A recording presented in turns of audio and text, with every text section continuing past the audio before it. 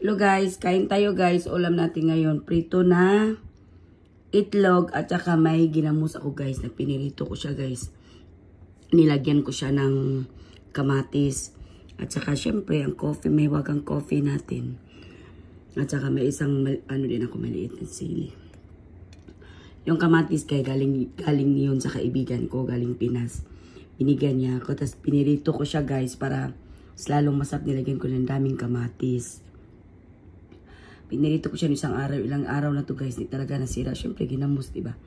At saka yung kanin ko guys, hindi nyo pansin yung kanin ko guys na may yellow. Hinaluan ko yun siya guys ng parang tawag dito sa Erbil, gurgur.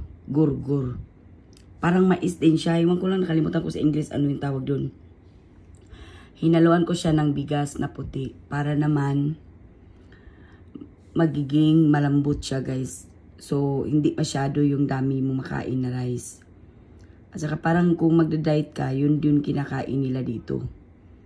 Kaya yun ang nilagay ko sa kanin na puti. I-mini-mix ko. Tingnan mo guys. So, diba? May yellow yung kanin natin. Tapos nagpreto lang ako ng itlog. Nilagyan ko ng kamatis at saka yung pirito ko na ginamos. Kaya guys, kain na tayo kasi may pasok tayo ngayon na gabi na to. Kaya guys, bye.